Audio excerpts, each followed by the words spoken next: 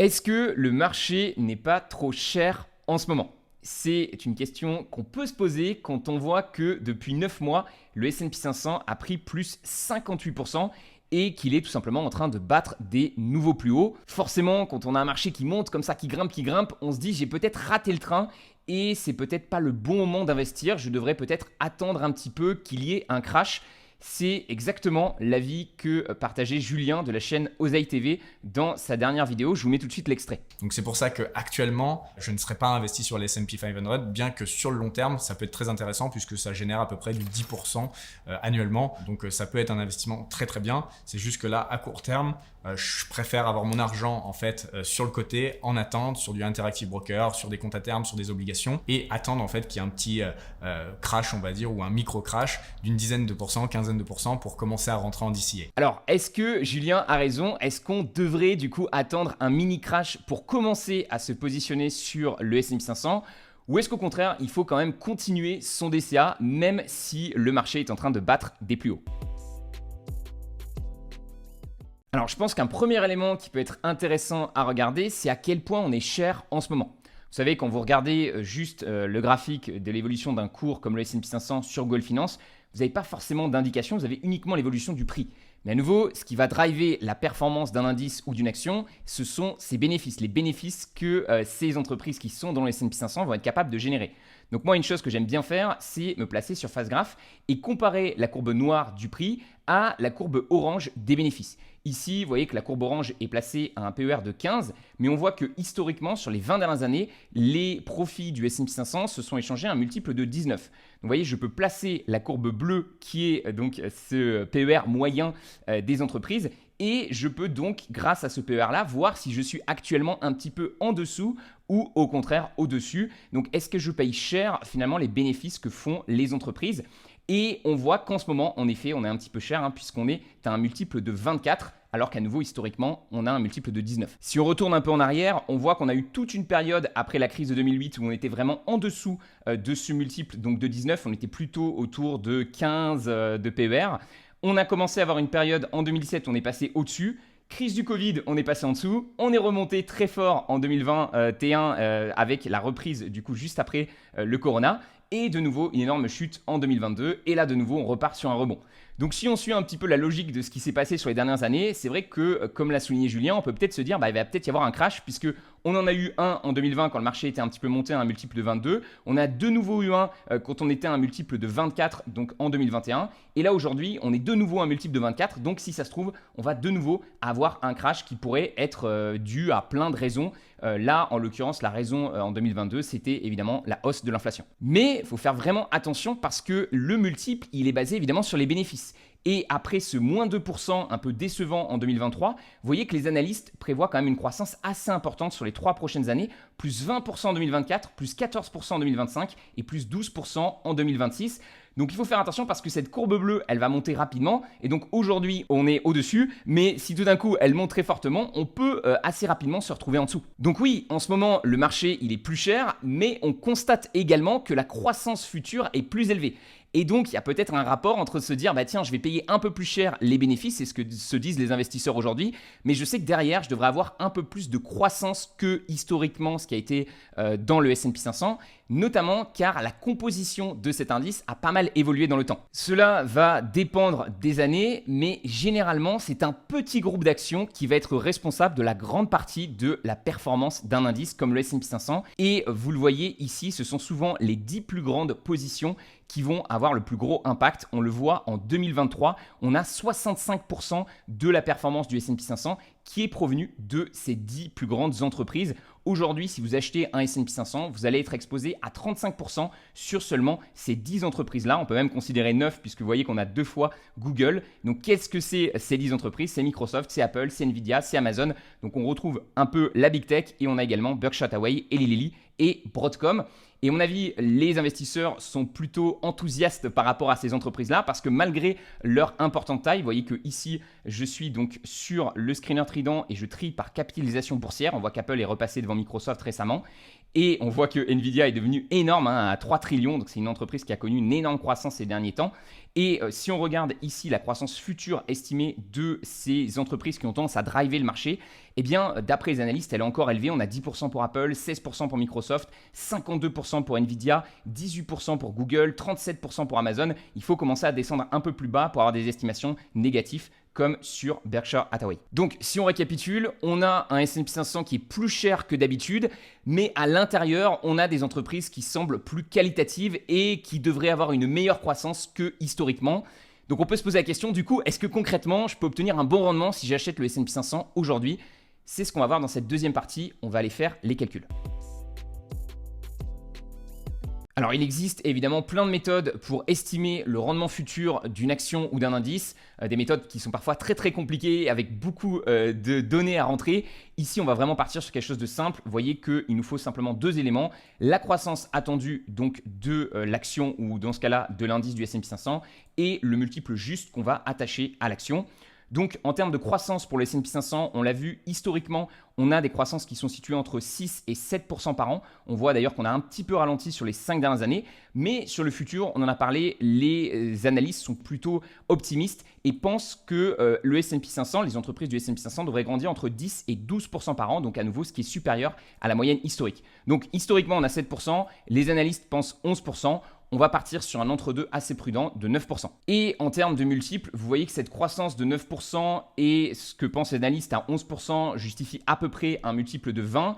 Et historiquement, on voit que sur 10 ans, on a un multiple de 20 pour le S&P 500 et sur 5 ans de 21. Donc on est entre 20 et 21. Mais on a vu ensemble que sur un horizon encore plus long terme, donc pas sur 10 ans mais sur 20 ans, le S&P 500 est plutôt une moyenne de 19. Donc à nouveau, on va être plus prudent et partir sur ce multiple de 19. Une fois que j'ai ces deux éléments-là, je me rends dans Face Graph, je vais dans Forecasting Calculator, Custom. Ici, je vais placer donc les estimations des analystes qu'on a vues ensemble pour 2024, 2025 et 2026, donc le 20%, le 13 et le 11. Et ensuite, je vais placer pour les 3 années restantes mes estimations de 9%. Donc, vous voyez, c'est les 3 années qui se rajoutent juste ici. J'enlève un petit peu certains éléments, histoire que le tableau soit un peu plus clair. Et ici, je vais tirer mon trait avec ce fameux PER de 19. Et vous voyez que j'arrive sur un rendement estimé en prenant donc en compte à la fois les gains ici en plus-value de 6,26% par an et les gains en dividendes total du coup de retour sur investissement de 7,62% par an. Ce que ça veut dire concrètement, c'est que si aujourd'hui j'achète le S&P 500 et qu'il grandit, les bénéfices grandissent comme le prévoient les analystes sur ces 3 premières années et ensuite un rendement, une croissance prudente de 9% par an, et qu'il retourne à ce PER prudent de 19. À nouveau, aujourd'hui, on est à 24 et donc là, on retournerait au bout de 5 ans à un multiple de 19. Donc, on est prudent puisqu'on part sur une contraction du multiple. Eh bien, en achetant le S&P 500 aujourd'hui, vous devriez pouvoir gagner 7,62% de rendement annualisé. Alors, évidemment, c'est une estimation. Ce 7,62%, il semble un petit peu précis comme ça, donc on a envie de lui faire confiance, mais c'est juste une estimation. Il peut y avoir des surprises à la baisse. Donc, si jamais on traverse une crise économique en plein milieu, évidemment, les bénéfices risquent de grandir de manière beaucoup moins importante. Mais également, ça pourrait être à la hausse. Il pourrait y avoir des surprises et les belles entreprises qu'on a vues qui constituent une grande partie de cet indice pourraient délivrer encore plus de croissance que ce qui est prévu à l'heure actuelle. On a été prudent dans nos calculs aussi. On est parti sur un multiple de 19. Si ça se trouve, dans 5 ans, on sera à un multiple de 21 et donc le rendement automatiquement augmentera. Donc de manière prudente, moi quand je pose un petit peu les choses et que je me dis ok, en étant prudent à la fois sur la croissance et sur le multiple, j'estime quand même que même aujourd'hui avec un prix qui est plus élevé qu'à l'habitude, on devrait quand même pouvoir obtenir un rendement tout à fait correct de 8% par an. En moyenne, on dit souvent que les indices américains délivrent entre 8 et 10%, donc on est plutôt sur la fourchette basse, mais ça reste correct. Après, tout le problème de ce 7,62% de rendement estimé, c'est qu'il n'est pas garanti. D'accord ? On n'est pas sûr de l'avoir. Si ça se trouve, on aura un peu plus. Si ça se trouve, on aura un peu moins. Et malheureusement, il y a beaucoup de gens qui n'aiment pas comme ça cette incertitude. Et c'est un petit peu ce qu'expliquait Julien. Julien, il s'est dit, finalement, plutôt que d'avoir ce 7,62%, mais c'est pas tout à fait sûr parce que le marché est un petit peu élevé en ce moment, je préfère prendre les 5% qui, eux, sont garantis. Les 5%, ce sont le rendement qu'on peut obtenir en achetant des obligations court terme. Alors, je vous pose la question, est-ce que vous préférez être sûr d'obtenir 5% par an ou est-ce que vous préférez tenter votre chance pour obtenir en moyenne 7,62, mais ça peut être un peu plus et ça peut être un peu moins. En vrai, je comprends tout à fait la position de Julien parce que moi aussi, je fais fructifier mon cash sur Interactive Broker. Vous voyez que sur mon compte principal, j'ai 801 000 euros et j'ai 118 000 euros qui sont en cash et qui vont donc fructifier avec le système d'Interactive Broker. Donc, globalement, tout ce qui va dépasser ici les 10 000 euros en cash vont fructifier au taux directeur américain actuel. Donc en ce moment, on est entre 4,5 et 5%. Donc j'ai 15% finalement de mon portefeuille qui est en cash. Il y a une partie de cet argent que je prévois d'investir prochainement en bourse et il y a une partie qui est plus en mode filet de sécurité que je veux rentabiliser. Et c'est vrai que c'est assez intéressant parce que vous voyez que sur le mois de mai, j'ai touché 448 € d'intérêt. Donc c'est assez incroyable parce qu'en plus les intérêts sont versés mensuellement, donc on touche comme ça de l'argent passivement, c'est vraiment des revenus purs passifs et on ne prend aucun risque. On prend aucun risque puisque tout ce qu'on fait c'est juste laisser de l'argent, donc à tout moment on peut le déployer dans autre chose et c'est garanti par le gouvernement américain. Tant que le gouvernement américain ne fait pas faillite, eh bien cet argent est protégé et continue de rapporter 5% par an. Donc si on résume, on a des revenus 100% passifs qui tombent chaque mois et ça sans prendre aucun risque. Elle est où la douille ? La douille, elle s'appelle l'inflation. Si le gouvernement américain vous donne 5%, c'est que généralement l'inflation va être à un niveau assez élevé. Vous voyez ici l'historique depuis mai 2020. On a eu un pic ici en juin 2022 à 9% d'inflation. Aujourd'hui, ça s'est un petit peu calmé. On est plutôt autour des 3% d'inflation aux États-Unis. Mais vous voyez qu'on est sur une solide moyenne de 5%. Donc on peut avoir l'impression comme ça, quand on a ces obligations-là, de toucher de l'argent, de gagner de l'argent. Moi je me dis super, j'ai gagné donc le mois dernier 448 €, mais en réalité j'ai pas gagné ces 448 € parce que j'ai gagné 5% d'un côté, mais l'inflation m'a pris 5% de l'autre. Et ça, je pense que c'est vraiment un élément qu'il faut toujours se rappeler avec ces obligations court terme. Elles permettent de combattre l'inflation, mais elles ne permettent pas de gagner généralement plus que l'inflation. Vous voyez qu'ici, je vous ai sorti un graphique historique qui remonte à 1926 par Morningstar. Et vous voyez qu'en gris, ici, on a l'inflation. Et juste au-dessus, on a les Treasury Bills, les T-bills, comme les Anglais l'appellent. Ce sont donc les fameuses obligations court terme américaines. Et on voit qu'elles battent juste un tout petit peu l'inflation. Donc oui, on gagne un petit peu d'argent par rapport à l'inflation. Mais vous voyez que c'est vraiment ridicule. On est à 2,9% pour l'inflation et 3,2% pour les T-bills. Donc on a l'impression de s'enrichir, mais à nouveau, c'est un écran de fumée parce que ce que vous gagnez de 5%, vous le perdez de l'autre. Évidemment, c'est mieux que de rien faire parce que si vous ne faites rien, non seulement votre argent ne reste pas stable, mais perd 5% à cause de l'inflation.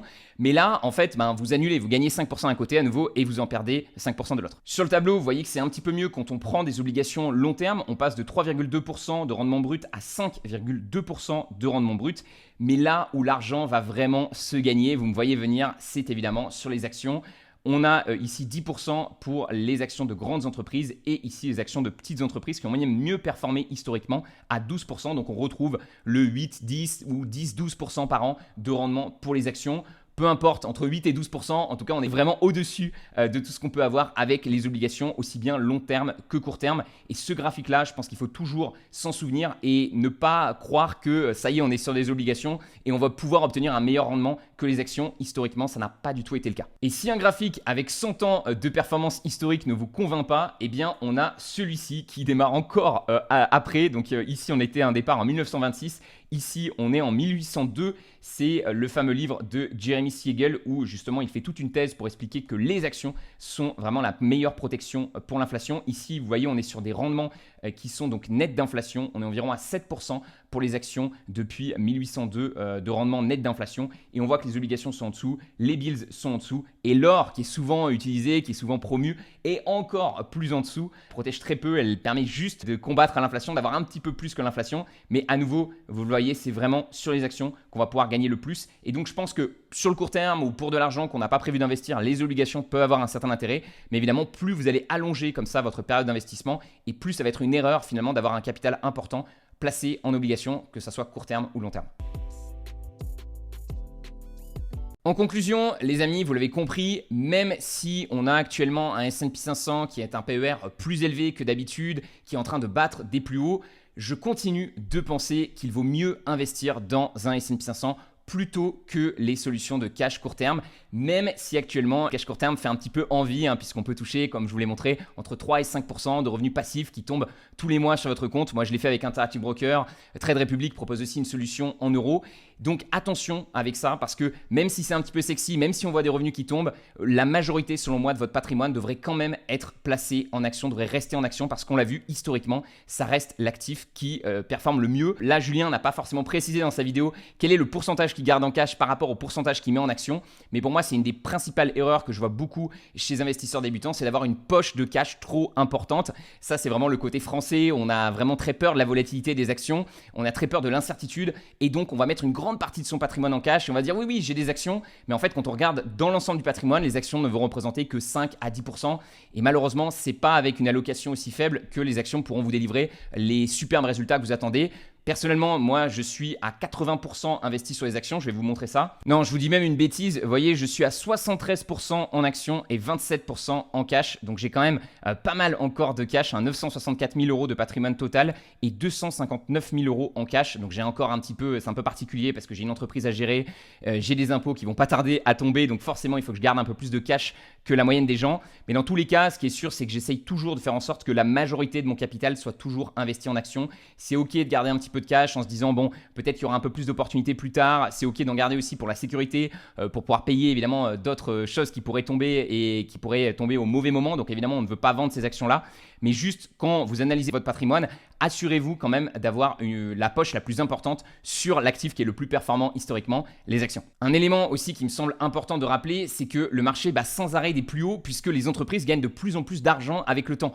Et vous avez ce genre d'études ici par JP Morgan qui montre que justement, quand vous faites en moyenne des investissements à all-time high, donc au plus haut historique du marché, on est en train de battre des nouveaux records, mais voyez que sur 5 ans, vous avez tendance à gagner plus que si vous investissez n'importe quel autre jour de l'année.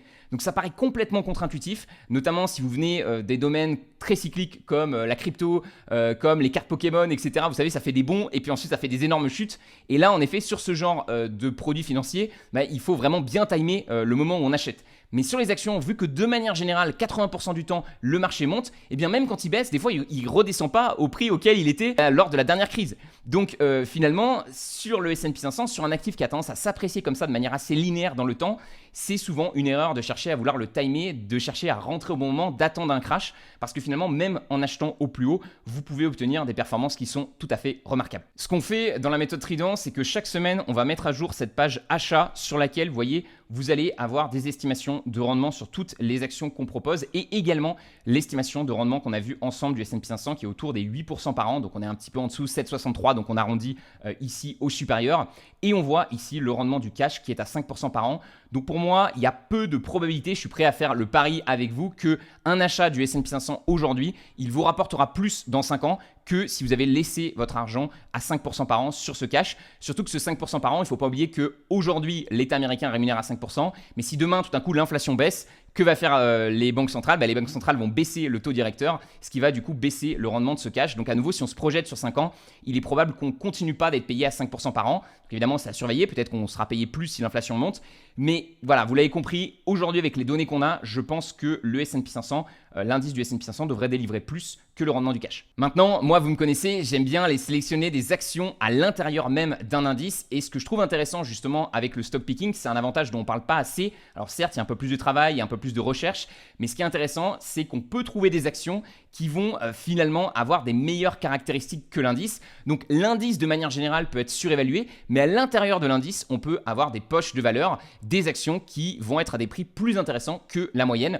Si on prend par exemple Nvidia, aujourd'hui on est sur un PER délirant, on est très cher et Nvidia, on l'a vu, ça représente quand même une part importante de ce qu'on achète quand on achète un S&P 500. Quand on fait du stock picking, on peut décider de ne pas acheter Nvidia parce qu'on pense que le prix est surévalué, parce qu'on pense que le business est trop cyclique et se concentrer au contraire sur des entreprises qui offrent des meilleurs rendements à l'heure actuelle. Vous voyez qu'on a quand même pas mal d'actions Trident aujourd'hui qui ne sont pas qualifiées, puisqu'on en a en tout 8 et on en a seulement 4 qui sont qualifiées. Ce sont celles qui sont en vert ici. Je vous ai pris l'exemple donc juste ici de Visa qui a un rendement estimé de 12% par an. Et ce que je trouve intéressant, vous voyez, c'est que oui, on va payer un peu plus cher les bénéfices de Visa. Vous voyez qu'on paye 17% plus cher, puisqu'au lieu de payer un multiple de 24 pour les S&P 500, on va payer un multiple de 28 pour Visa. Mais on a 44% de croissance en plus estimé sur l'action. Donc moi, j'aime bien trouver des déconnexions comme ça entre le prix et la valeur. Donc là, à nouveau, je paye 17% plus cher, mais j'obtiens 44% de croissance en plus. Et vous voyez que c'est encore plus extrême sur l'action numéro 1, celle qu'on recommande le plus aujourd'hui aux membres Trident. 14% par an de rendement estimé. Ici, de nouveau, on a 17%, donc on a un prix qui est 17% plus élevé que le S&P 500, mais on a 67% de croissance en plus. Donc on est vraiment sur une entreprise qui devrait grandir beaucoup plus rapidement que la moyenne du S&P 500. Et c'est vraiment ce que je cherche, c'est-à-dire que je sais que le S&P 500 va grandir entre 8 et 10% par an. Moi, je vais essayer d'aller taper des entreprises qui grandissent plutôt entre 14 et 16% par an. Et quand on a ce genre de croissance, en plus c'est des croissances prudente. Donc c'est vraiment, il y a quand même beaucoup de chances que l'entreprise parvienne à délivrer cette croissance-là et qu'on paye un prix qui n'est pas non plus délirant. Je pense qu'on peut obtenir une meilleure performance que le S&P 500 sur le long terme.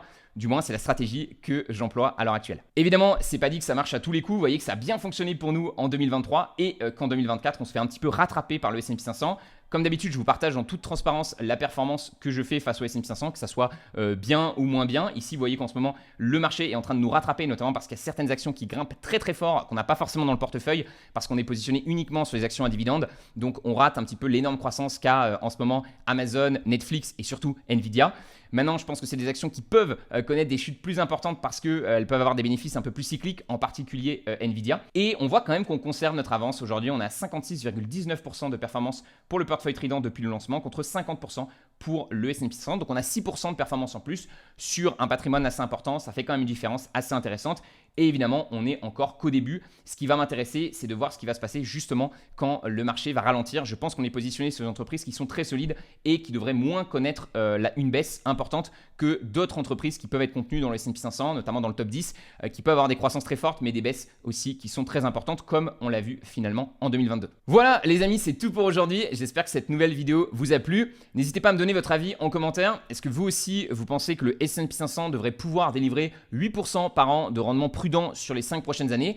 Ou est-ce que vous êtes plus pessimiste comme Julien et vous préférez garder un petit peu d'argent en cash pour essayer de saisir justement des futures baisses? On ne sait pas exactement quand est-ce qu'elles viendront. Je vous ai montré dans cette vidéo que ça peut être un petit peu challengeant, mais c'est tout à fait une stratégie viable. On ne sait pas ce qui va se passer et c'est tout à fait possible qu'on ait un crash prochainement comme on a eu en 2020 et en 2022. Si vous vous intéressez un petit peu au stock picking et que vous cherchez justement à trouver un petit peu des pépites de valeur, des actions à nouveau qui se vendent légèrement plus cher que le S&P 500 mais qui sont plus qualitatives que le S&P 500 et qui devraient délivrer une meilleure croissance pour espérer obtenir un meilleur rendement que celui-ci sur le long terme, vous avez le lien de la méthode Trident dans la description. À l'intérieur, vous retrouvez toutes les actions que je recommande. Chaque semaine, je vous envoie un email avec l'action que j'achète concrètement sur mon portefeuille et chaque mois, je poste des analyses sur toutes les actions les plus qualitatives du marché. Vous aurez aussi accès au fameux screener Trident qui vous permet en un clin d'œil de trouver les entreprises les plus intéressantes. Donc vous voyez, je peux trier ici par notre Trident et j'ai tout un système de filtres qui me permet par exemple de me dire ok, je veux uniquement les meilleures entreprises françaises. Voilà, vous pouvez vraiment vous amuser avec et ça peut être une super source d'inspiration